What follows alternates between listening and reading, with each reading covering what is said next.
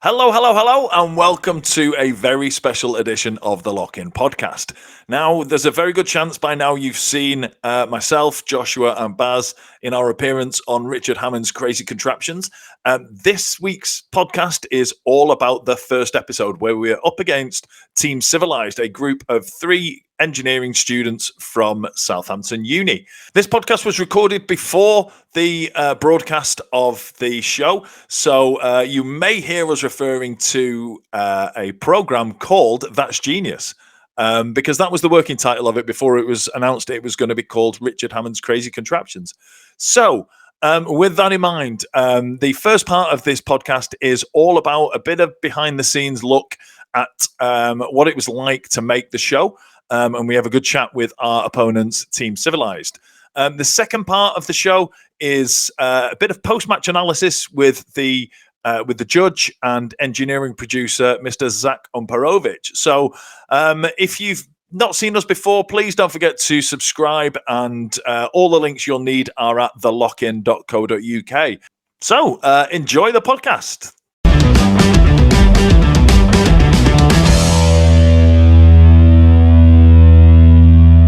Hello, and welcome to the Lock-In Podcast. Hello, my name's Mike, and this is Baz. Say hello, Baz.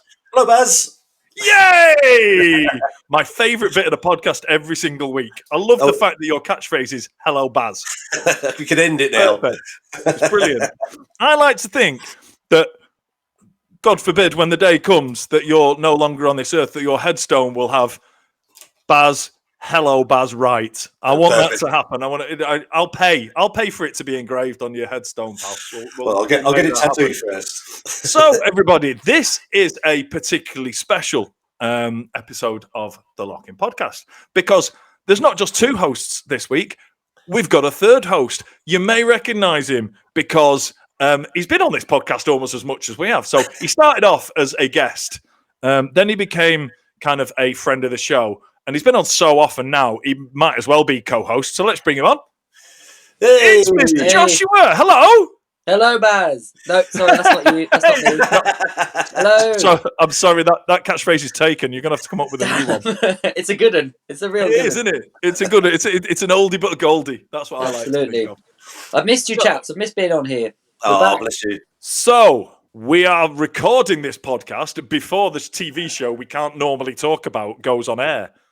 But we're going to broadcast this after the TV show we can't talk about has gone on air. So the TV show that we can't talk about is now the TV show we can talk about. Even though we don't know what the fuck it's called. We should point out we've got the badges on as well. So we do have the badges on. So yeah, this is the first sneak preview of the TV show that you've already seen because we're broadcasting this after it's been on. This is weird. But yeah, this is about all we got out of it, to be fair. That's not a spoiler on how we did, but do you know what I mean? We got the badge.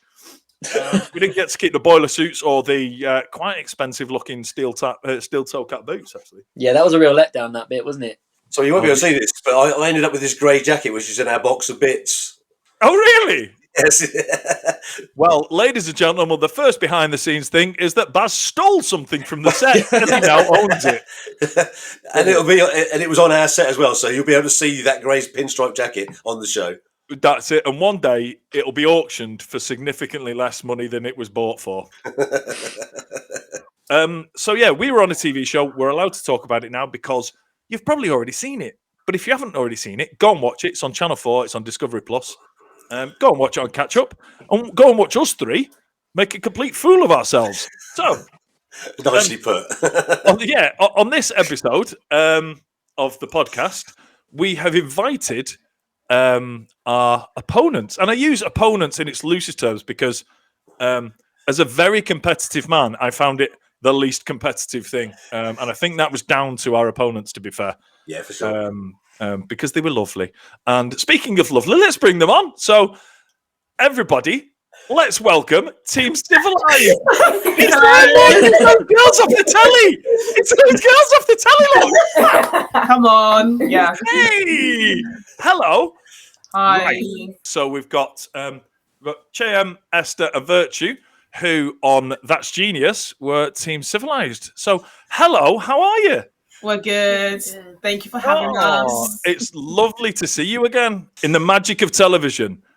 We filmed the show months ago that you've seen, but we haven't, because we're recording this before it's aired, but months after we recorded it. So we haven't seen the girls for a few months. Yeah.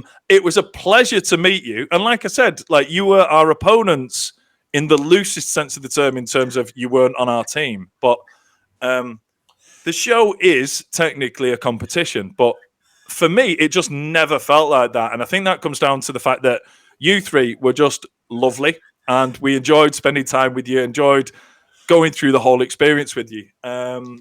And I hope that comes through on TV. I hope they don't edit it together and make it look horrible. No, honestly, same. I'm praying, because I think we had a really good dynamic, and hopefully that come across on TV. Like, we actually cared that both our machines worked. Yeah. Absolutely. And it was, you know, I kept getting interviewed, and they said like, oh, so what do you think of the other team's machine? I was like, I don't care about theirs. I'm focusing on ours, and I hope that, you know, at no point did I stand there and go, I hope theirs don't work. Yeah. I hope they don't exaggerate the competition between us, because at least once a day I'd said something bitchy, because that's just how I talk, right? Yeah. Amongst a series of how That's because you're a bitch, Joshua. I'm a little bitch, yeah, of course. Amongst a series of incredible things, a couple of times I might have gone, damn, that's good, screw them, or, you know. And I reckon if you put that together, they could build you could build a rivalry that just wasn't even there. You know? No, I know what you mean. Sometimes I felt like they wanted me to say something, give them like a little bit of competitive, like, oh, I hope theirs don't work, or like, but yeah, no. It depends how much I want to edit out. Won't take it personally. What people also don't know is that we're sitting here not knowing what goes out on air. And we were, for 3 days, 12 hours a day, we had radio mics on us the whole time. So everything we said in those 3 days, in that 36 hours, was recorded and could potentially make it to air. So those little moments when you think, I'm just going to sneak off here and say something. Here's something that you might not know. I didn't notice, but did you notice the GoPros in the workshop? No. I did. Yeah, there were GoPros hidden in the workshop. So, you know, if you wandered off and there was no cameras around and you were saying stuff in the workshop. Oh, I think I remember seeing one, but I didn't think it was turned on. I thought it was like a prop. Yeah. No! That was my bitching area. Didn't go down well. Oh no! Yeah. So where it was on the shelving unit in the corner. It was hung off the bottom of the top shelf, just straight into the workshop area. The amount of times we just saw a little storm after like the workshop, so we can have a breather, and our face is just right there. Yeah. So that was the area that I went off and muttered under my breath, thinking there's no cameras around here, and forgetting that I was mic'd up. So yeah, this is where we are. We've no idea what is going to be aired, and like I said, they could edit it together to make the three of us look like a really cohesive, great bunch of guys. Do you know what I mean? Great team and that. But they won't have done, because I know that there were moments when I lost my shit. I lost my shit like a little strop, like a 7-year-old. That's definitely going to make it to TV. Do you know what I mean? One of the things I was keen for us to do is to talk a little bit about the TV show, but because we haven't seen what's gone to air, it's difficult for us to talk about what's on the TV show because we haven't seen it. So I thought it would be better for us to talk about stuff that people haven't seen or potentially haven't seen. So a lot of the backstage things and that. So one of the things that hopefully made it to air is me losing my shit and grabbing a chair with a load of stuff on it, not needing it anymore, and throwing it across the studio in a strop. Here's the behind the scenes thing on that. I wasn't really annoyed. I turned around to the director and said, "Can I just pretend to lose my shit and throw this across there?" And he went, "Yeah, wait a minute," and got a load of cameras around to do it. So there you go. There's your first behind the scenes moment, is that if it has gone to air, of me having a little bit of a strop and throwing a chair from one side of the studio to the other. That was fake. I decided to make it up. I thought I'd make telly look better. Although Baz, I didn't tell Baz. Yeah, Do you want to talk it through from your point of view, Baz? So yeah, just quickly, I'd gone off to the toilet because obviously there was a gap in the filming, and I literally walked around that end of the set just as Mike was throwing this chair, and I thought, "Fuck, has he lost his shit?" Literally. So obviously his acting's really good. So that was my take on it.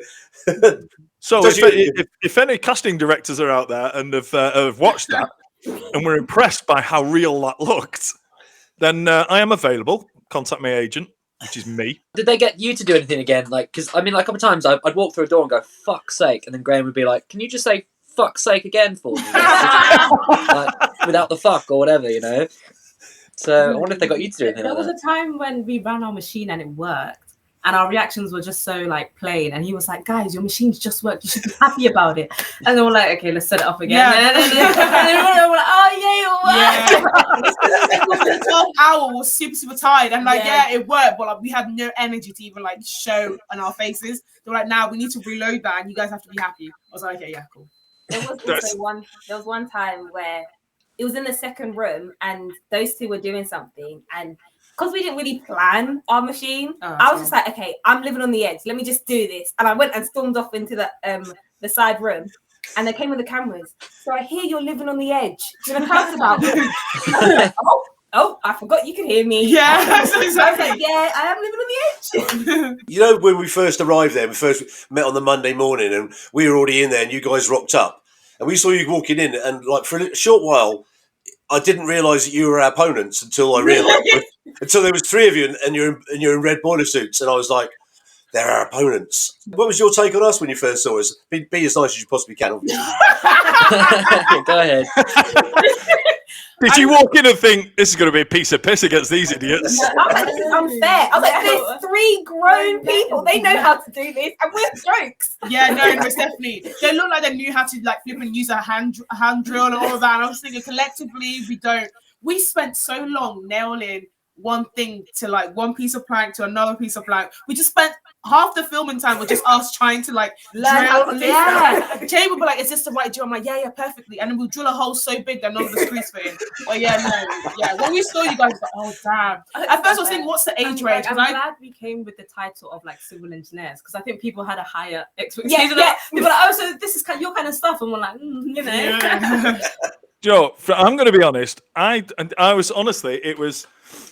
I turned around and I saw these three confident, powerful black women striding through like this, and then I heard the engineering students and like walking in like this. I was fucking terrified. We are toast here, boys. There's three engineers. Look at them. These, like, you know, Jesus, beautiful, powerful, strong women coming in like this, going like, nah. I was like, We gave the energy. We gave all of that just to hide the fact that we were scared of what we're doing. well, it worked. Yeah, so we were obviously, myself and Mike have got a bit of experience with tools. Our erstwhile third member of our team hadn't. So I believe he was more in the sort of same boat as you guys that hadn't had that much experience. So how did you find? Yeah, I was doing the nailing two pieces of wood together thing, just like you were. But I was really trying to pretend like it was moving somewhere, like it was going somewhere big. It never quite did. To be fair, Joshua, you were the one who got us into this. You got us into this mess. But yeah, you were the one that got us into this, and obviously you brought through like a couple of old men with a bit of who know their way around a garden shed. So you got us two involved. But one thing I noticed about you is, through the process of the TV show, it's like you went from which way up do I hold this hammer to get me on that power saw again. Oh, I did love the power that came with that thing. 3 days of your going from not knowing what you're doing to still not really knowing what you're doing, but far too overconfident with power tools was amazing. But I'm not sure if DIY should be learnt in such a way. I'm pretty sure it shouldn't. There's no measuring. There's just go for it, and I think that's haphazard. I'm not going to put up some shelves. It's not going to work, is it? See, I don't measure stuff. I never have done, never will.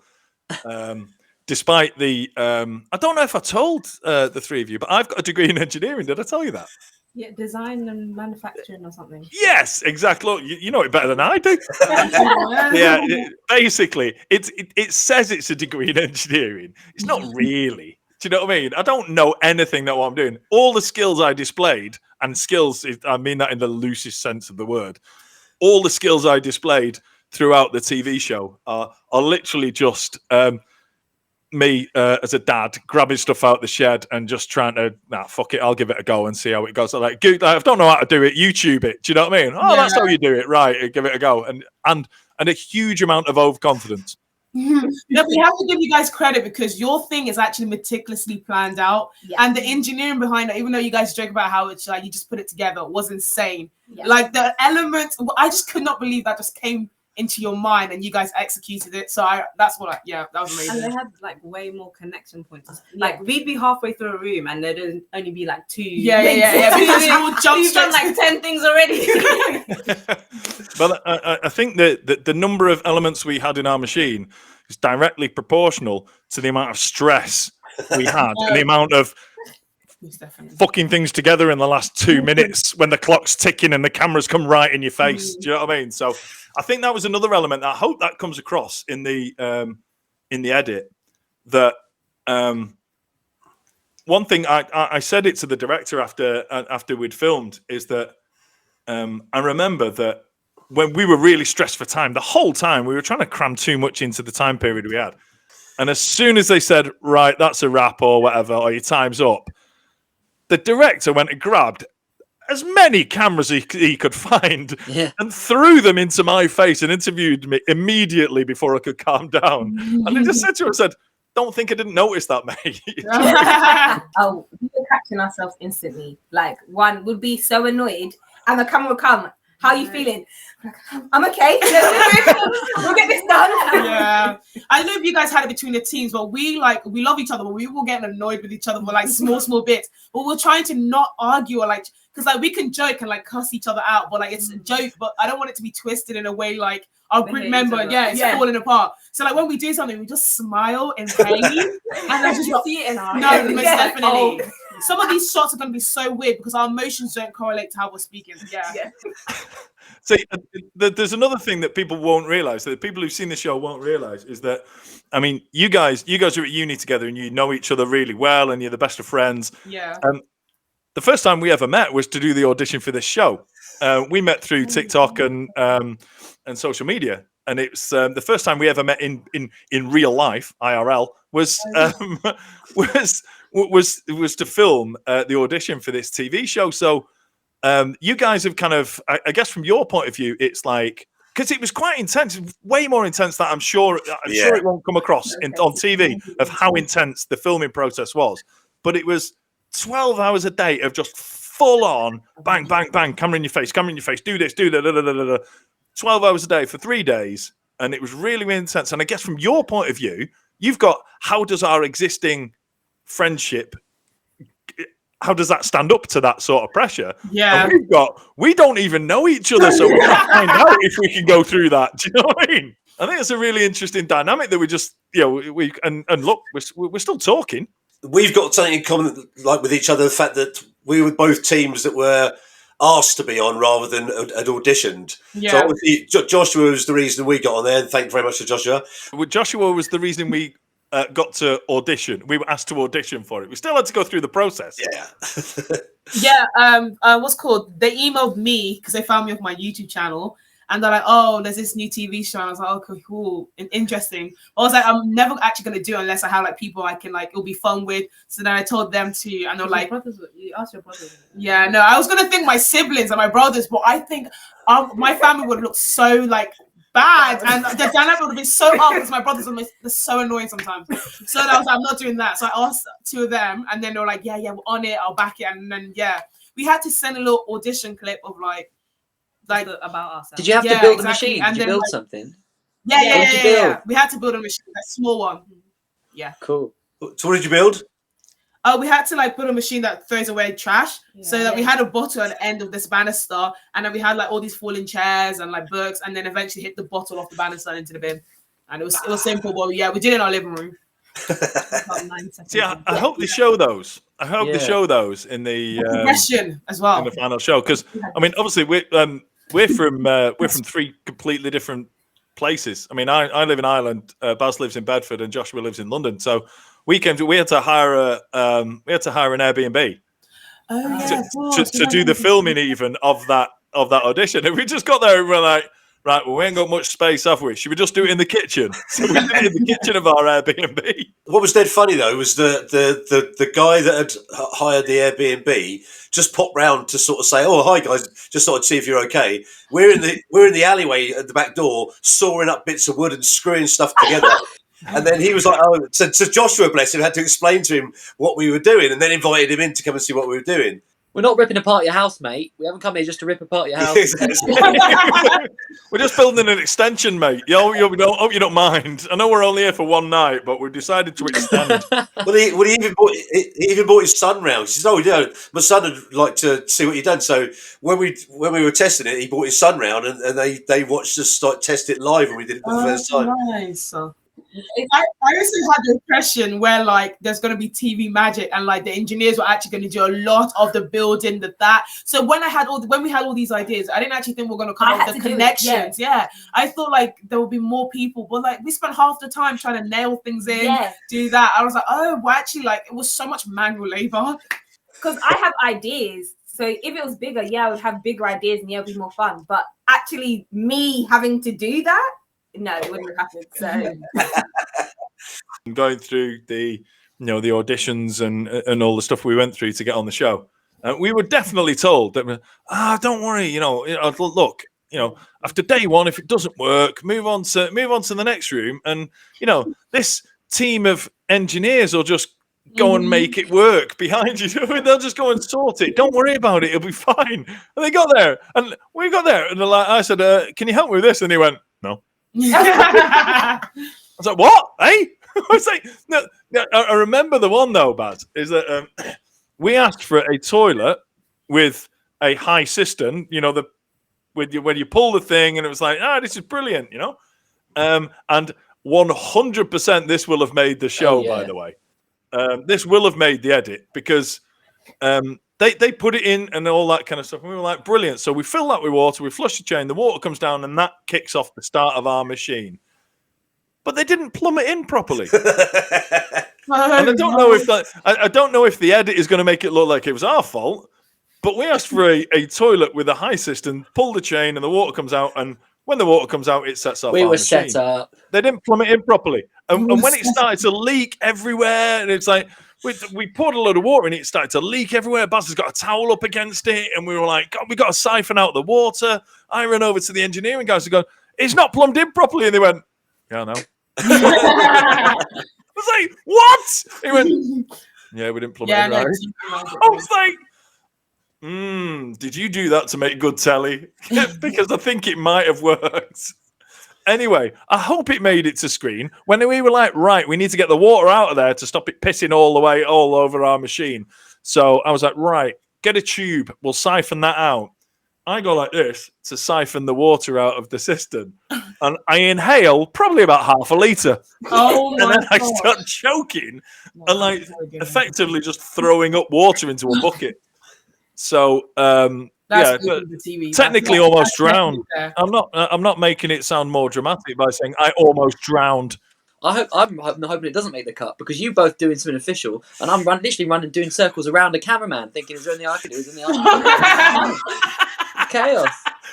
That was very early on in the process where we realised our roles in this. So Baz is like, right, I've got to stop this leaking. So he's run with a towel and put it under there. I'm like, we need to get the water out of that to stop it leaking. How can we solve that? Siphon. Right, get a tube. I'll give it a go. And then, by the sounds of things, Joshua's running around like a headless chicken going, "Panic! Panic!" I was panicking and probably blaming people left, right and centre. That's probably what was going on. On the first day when there was like an initial argument where we weren't really listening to each other, Graham was like, "So Esther, how's it panning out?" And I was like, "Yeah, kind of like what we expected." And he was like, "What was that?" And I'm like, "Yeah, there's a bit of a clash, okay." But Yeah. One of the things that you had listed down to do on your machine, you didn't get time to do, and we said we'd do it. Yeah. You said, and we knew this because we got sent a form, health and safety form, and it said one of the teams wants to have a car moving along, lighting a match which strikes and burns through a rope. And we said we went out for drinks after the show finished recording, and we said, so you didn't do that? And you went, no, we couldn't figure it out, or you ran out of time or whatever. And we promised you we would do it. Yeah. And we would put it into our second round. I don't know if we told you. Did we tell you that if we did it or not? No. We did it. We did it. Not only did we do it, but here's an exclusive for people who've seen the first show but not the second show that the three of us are on.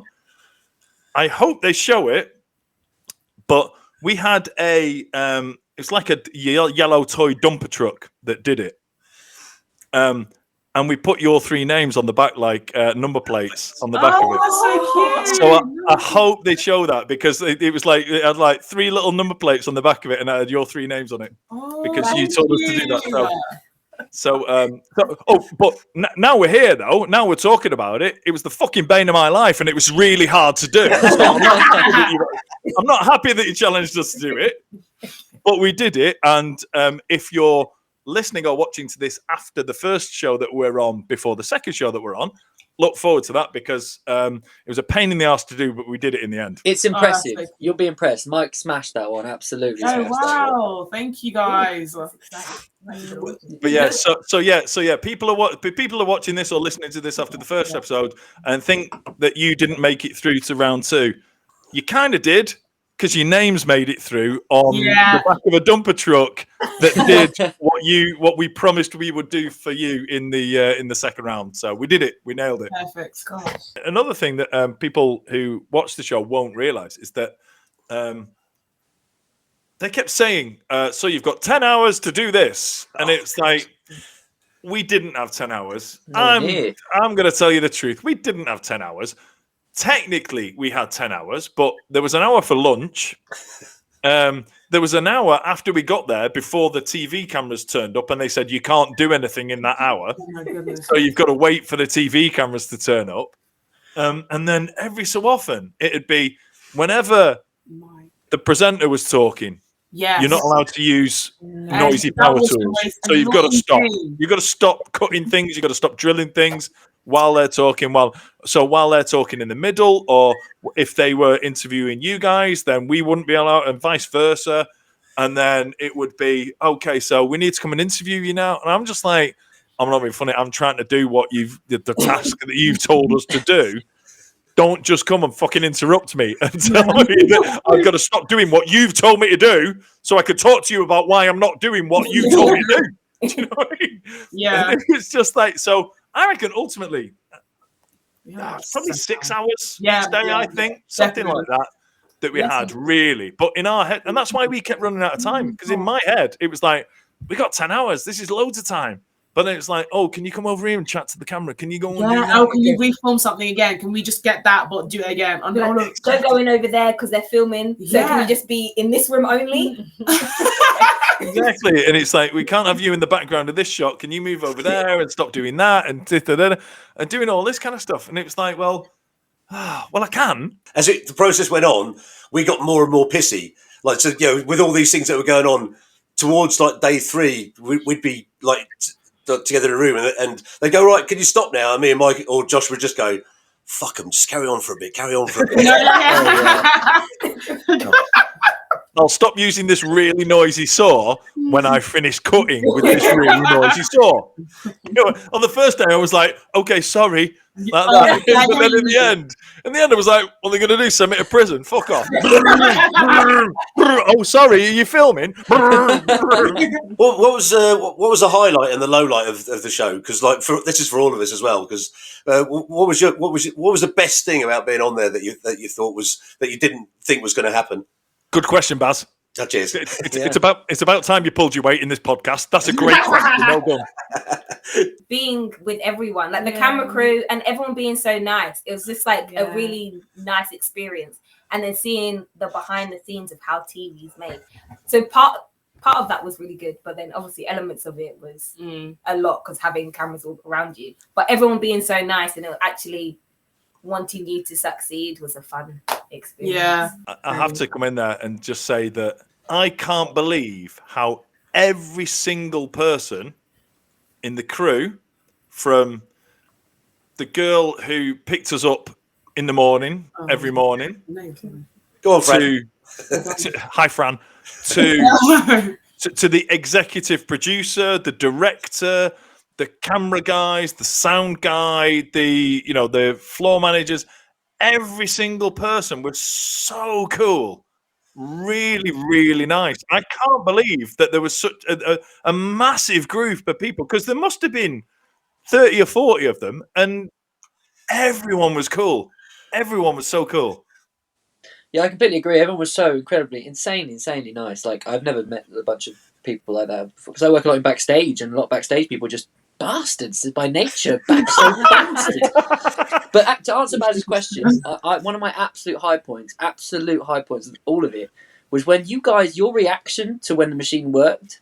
Honestly, it was something that I felt like that it was really just because we were on your side. We wanted the machine to work. We didn't. I mean, they might get a clip of me being like, "Come on, go wrong." I'm fairly certain that we were all on your side massively. And when you just like ran towards the set, and it was just like this explosive and really, really, really fun moment to watch.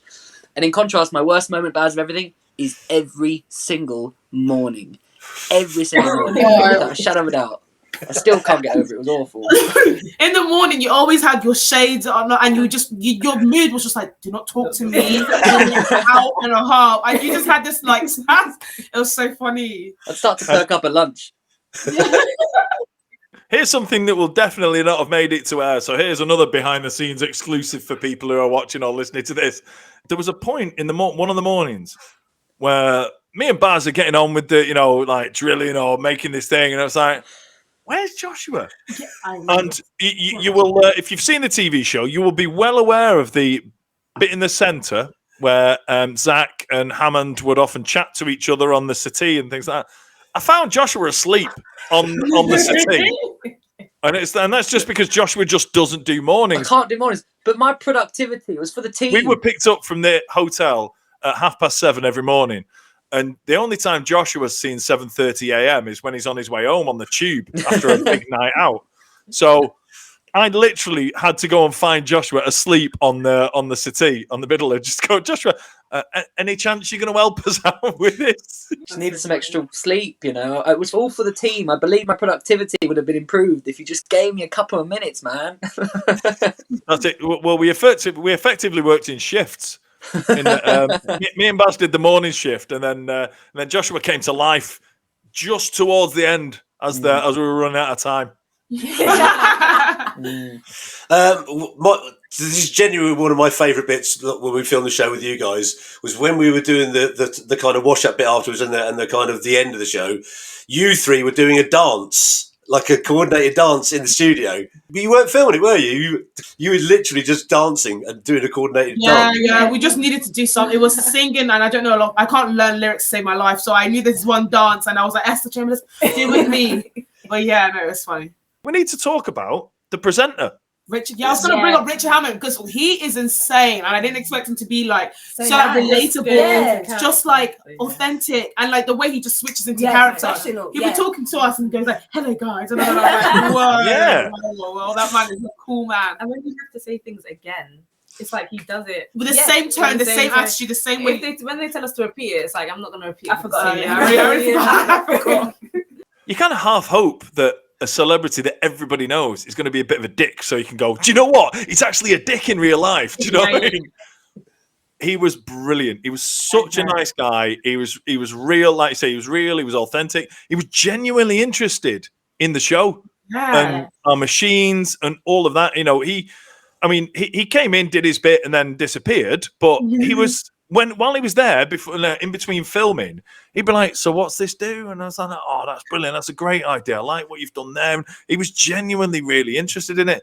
And I just think he was, that bit that you said, like watching him as a professional, like you knew he had something to say to camera, and all of a sudden you'd look over it and he'd be going, and you could see him kind of running it up through in his mind, and then it'd be like, "Right, go," and he'd just be like, right, no. And I know he's been doing it for years and he's a pro at it and stuff, but it was just phenomenal to watch when you could just see he would just be like chatting to us and they'd be sorting things out and everything was ready. And he'd turn around to us two and go, oh, pain in the arse, this, isn't it? And all these people, I can't wait until we finish to get a gym. Right, so here we are. And as soon as the camera clicks on, he would just click out of banter with us three to bang straight into. And now it's this point of the show, and I just think I was in awe of him. I just think he's a really nice guy, and he's just a phenomenal at his job. Really good at his job.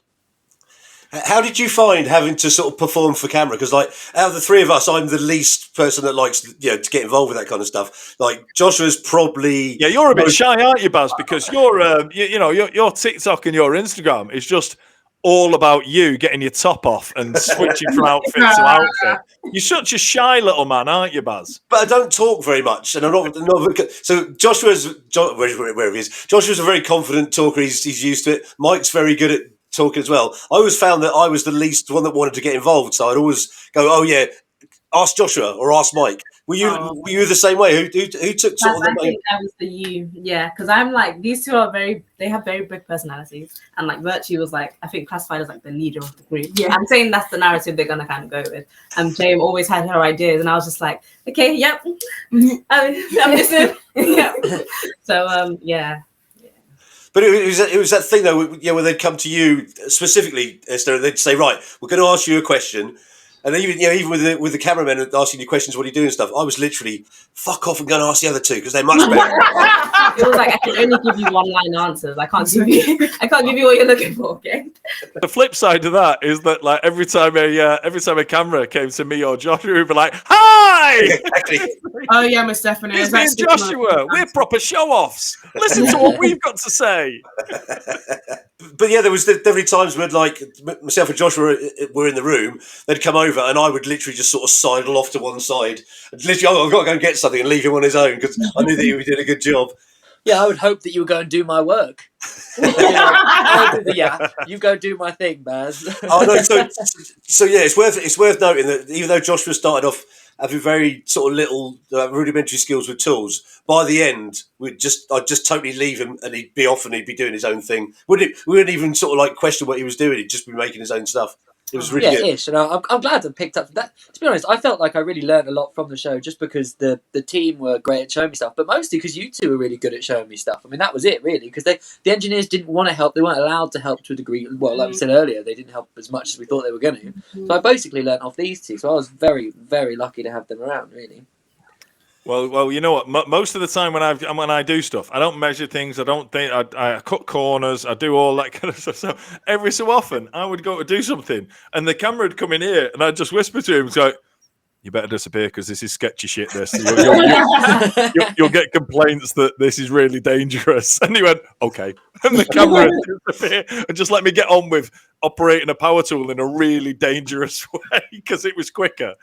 I want to talk quickly about your machine because, like, one of the worst parts about filming it is that you don't get to see it because even when they did the run through, there was a whole myriad of cameras in the way, so we couldn't actually see your machine, and it was really odd because, like, one of the reasons why I really want to watch the show is to see your machine like runs all the way through because it's just our machine's not that good, but your machine, and every time I remember would be like. Virtue's tool, so she could see between me, and I was feeling like, yeah, no, you have like 5 cameras. Because one camera for our faces reaction, but then you couldn't see anything. We couldn't react as much exactly. As so when Esther was like, when they had to flush the toilet, I waited to see their reaction to know whether my reaction. Because I had to wait to see if we actually did it or not, because I couldn't see anything. But yeah. And that is the thing, and again, that's another behind the scenes thing that people won't have picked up from the show when they see it on TV. Is that when they do the final run through, there's so many cameras pointing on us and pointing on other people and pointing on you guys. So one person starts the machine and there's cameras pointing on you guys, there's cameras pointing on us, there's cameras pointing on the presenters. Yeah. And they're all in the way of the machine. So we're kind of like going, like trying to look around the cameras, and it was just so frustrating. Well, that's just because the other thing that we did which I'm not regretting, although it did make life harder, was we'd sit up quite late in my room drinking rum every night, which we told you about when we. Yeah. And that's the thing. It's like we keep saying about it was really tough, And I was like, they came to pick us up at 7:30 in the morning. We got dropped off at 8:30. Really hard, really tough. We didn't go to bed when we got in. We went to Frankie and Benny's round there, because that was the only place you could go to get some food. The whole complex before we even the last day was the first time we went there. Yeah. And then you were out here telling us this is a good place to get. I was like, how do you guys know all this? We were tired. We would literally get back, say goodbye, sleep instantly, and then come back the next morning and see each We had a very different game plan. We went for a Chinese buffet one night, and we went to did all this stuff after filming, and then, like Baz says, we ended up because the hotel we were in had no bar. Well, not a real bar. Anyway, we ended up going to Baz's room and plowing through a rude amount of rum. It's so much so that on day 2, on the Wednesday, we had to get the runner who gave us a lift home. We said, any chance you could run us back via Sainsbury's so we could go buy some more rum? I hope we come across cool, sassy type thing rather than because that's complete. I hope some of our personality, which is our correct personality, comes through. Yeah, because I was looking moody for some of it because I was tired. Well, hopefully, people who've watched the show and seen seen Virtue, really that moody girl who was in the first episode. Yeah. Hopefully, people have watched or listened to this will see that you're not like that. That's not the real you. Yeah. Right. Honestly, just before we do wrap up, it was really. I think we were lucky to get such good opposition in our first round because it was quite intense. And when we started talking to you, the whole kind of tensions just sort of disappeared, and that thing about us competing against you suddenly disappeared. It was just like, oh, we're all in the same boat and we're all fucking having a shit time. So I want to thank the three of you just for making it making it an even more amazing experience than it was. Thank you. You're three amazing women. You are. You made it a really fun experience for us. I'm trying not to sound patronising, but it's really difficult. You know what I mean? I think the three of you are amazing. I love the three of you. I thank you for making our time on the show as amazing as it was. I want to thank you for being coming on our podcast, and I hope that people who've seen the show have seen that. Virtue's not this nasty, grumpy woman that came across on the show. You know what I mean? Oh, that's so hard now. If you want to catch up with Virtue, Chienyem, and Esther, if you go to thelockin.co.uk, we will have links to all of their social media, so you can get involved, and you can go and see, go and follow them, and see what they're up to. So that was the opposition for the first round, which was Team Civilised. Now what we're going to do is we're going to jump straight into some post-match analysis with the judge himself, Mr. Zach Umperovitch. So you've seen us chat to Team Civilised about our first appearance in the first round on Richard Hammond's Crazy Contraptions, and you now know because you've seen it that we won that episode. So it's all very well hearing about what we thought about that and what our opponents thought about that, but we thought it would be amazing to get the opinions of that particular episode from I hope it's not too different. co-host, judge, and engineering producer Zach Umperovitch. Zach, hello there. How are you? Hey, good. How are you guys? Good. We are awesome. So we got smiles on our faces because we got through round one. Congratulations to you guys. Thank you. Thank you. So we've just chatted to Team Civilised, who were incredible. Just such beautiful human beings. We actually went out and had dinner and a few drinks afterwards with them as well. Really, we really enjoyed episode one. It's really kind of a tricky one because me, Baz, and Joshua hadn't done anything like this before. Hadn't done anything to do with crazy contraptions or chain reaction machines before. So spending 3 days doing this at quite an intense environment was quite tricky, but really enjoyed it, despite it being possibly the most stressful and tiring thing I've ever done in my entire life. But yeah, people have heard our opinions of what happened, but really keen to hear your kind of post-match analysis of what happened in that episode. So what did you think of what happened from both teams? Well, for starters, obviously this is one of the earlier episodes, but still, it is the very first one where every single room worked perfectly every single day. And for both teams to get perfect runs, you blew my mind. Both teams blew my mind, blew productions, because never in my wildest dreams did I think that was going to be a possibility. Both teams were brand new to this, and, just coming into it and having successful runs, that's unheard of. So there was a little bit of aggression on my side. I was like, how the fuck is this working? But no, in reality, hats off. You can tell there's a little bit of man, I wish this would be my life when I'm building these contraptions. No.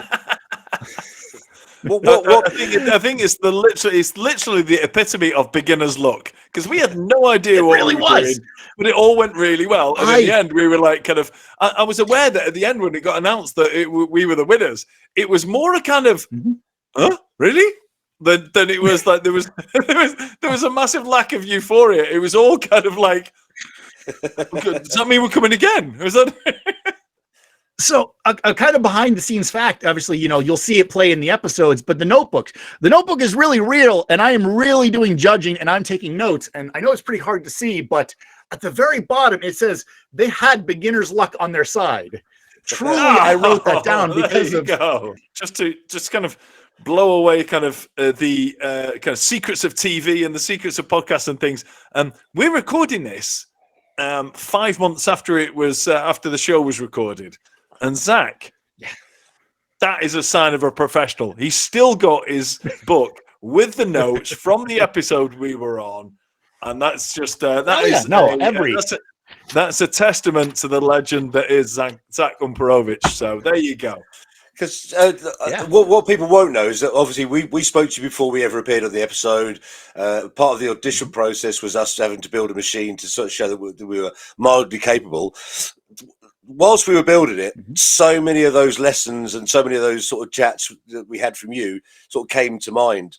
Did you see some of the kind of the lessons and the information that you were giving us on the pre-run up sort of turn up in our machine or in other people's machine? Absolutely. I mean, every team took it to heart. What I had, obviously I had created that kind of the boot camp for all of you to go through in that how to build these contraptions. I will say your team did stick out in, you really kicked it up a notch. One thing I want to say is that your first room, that bathroom, was the best room, I think, out of all of the first 4 episodes. That was just a true testament to the funniness, the cleverness of chain reaction Rube Goldberg machines. Because, obviously you sitting there on the can flushing the toilet, getting that toilet to flush, that's fantastic.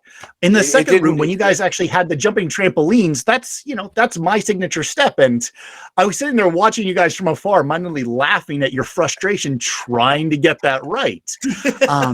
But I rated you as getting a perfect score using your scientific principle because of the amount of effort and time that you put into perfecting it. So yeah, you guys, I think out of everyone, really took my lessons to heart. The big steps, nothing dinky, no dominoes, and really just making it visual and fun. Obviously, it wasn't just us there; it was Civilised as well. During the process of building our machine, you don't have a lot of time to see what they were doing because obviously it's quite full on. It just seemed like when you're building it, what we were doing seemed like a lot of chaos, which is obviously the principle of the show. I looked over what they were doing a few times. They seemed a lot calmer than us, and they said in the same episode they looked over us and thought we were being very calm. From your point of view, did it look calm or did it look chaotic? Chaotic. I would say all first round teams, every team was chaos. Like there's definitely the moments where there's just a chicken with their head cut off.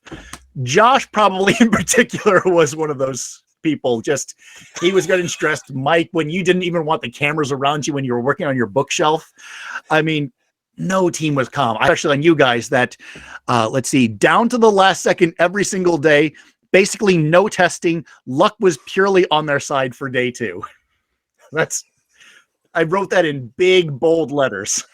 Yeah, to be fair, that pretty much sums up my life. Just kind of giving a great sum up for the fact that you guys built a 48-step machine in 3 days' time is absolutely phenomenal for the fact, you've never done it before.